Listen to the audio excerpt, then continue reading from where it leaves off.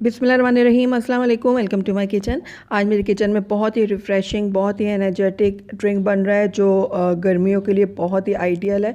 और साथ ही रमज़ान भी आ रहे हैं, तो रमज़ान में ये ड्रिंक आपके लिए बहुत ही ज़्यादा फ़ायदेमंद साबित होगा। तो इस ड्रिंक को आप एक दफ़ा ज़रूर ट्राई कीजिएगा।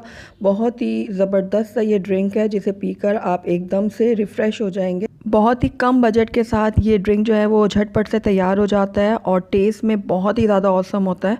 तो चलिए इसको बनाना स्टार्ट करते हैं, लेकिन उससे पहले अगर आप मेरे चैनल पर नए हैं तो काइंडली इसको सब्सक्राइब कर दें और साथ ही बेल आइकन को भी प्रेस कर दें ताकि मेरी हर नई आने वाली वीडियो की नोटिफिकेशन सबसे पहले आप तक पहुँचे। तो बहुत ही एनर्जेटिक, बहुत ही रिफ़्रेशिंग ड्रिंक बनाने के लिए सबसे पहले मैंने यहाँ पर ले लिए हैं 2 अदद खीरे। खीरों को मैंने अच्छे से वॉश कर लिया था। अब इनको मैं छील लूँगी। आप चाहें तो छुरी की मदद से छील लें या फिर पीलर अगर आपके पास है तो उसकी मदद से आप इसको छील लें। तो देखिए दोनों खीरों को मैंने छील लिया अच्छे से। अब इनके जो हेड्स हैं इनको मैं कट कर लूँगी और साथ ही इनके मैं टुकड़े कर लूँगी। तो इस तरीके से छोटे छोटे से मैंने इनके टुकड़े कर लिए हैं। अब इन सारे खीरों को मैं उठाकर ये ब्लेंडर जार में डालूँगी। खीरे डालने के बाद इसके अंदर मैं ऐड करूँगी नींबू का रस। तो यहाँ पर मैंने एक बड़ा नींबू लिया था जिसको मैंने हाफ़ कर लिया और अब इसका मैं रस इसमें निचोड़ लूँगी। तो ये काफ़ी जूस वाला था नींबू, तो इसलिए मैंने एक बड़ा लिया है। अगर आप छोटा इस्तेमाल कर रहे हैं तो आप 2 अदद इसमें डालिएगा। तो ये देखिए अच्छे से मैंने नींबू को निचोड़ लिया इसके अंदर।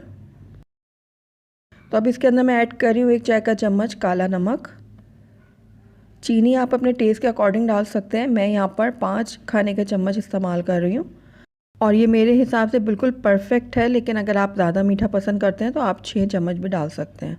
तो साथ ही इसके अंदर मैंने 3 ग्लास पानी ऐड कर दिया है।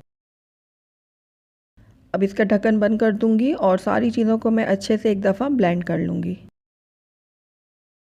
तो ये देखिए सारी चीज़ों को मैंने अच्छे से ब्लेंड कर लिया है। अब मैंने यहाँ पर एक बाउल ले लिया दूसरा बड़ा और इसके ऊपर मैं रख दूँगी एक स्ट्रेनर और ये जो हमने अभी खीरे को ब्लेंड किया हुआ है इसको मैं इसमें छान लूँगी। अगर आपको पल्पी पल्पी सा जूस पसंद है तो आप इसको ऐसे भी एज इट इज़ सर्व कर सकते हैं, वरना आप इसको मेरी तरह छान लें जिस तरीके से मैं इसको छान रही हूँ। तो खीरे का सारा जो जूस है वो मैंने इस छन्नी में डाल दिया है और इसको मैं अच्छे से छान लूँगी। तो ये देखिए ऊपर थोड़ा थोड़ा सा इसका पल्प रह गया, तो इसको मैं अलहदा कर लेती हूँ।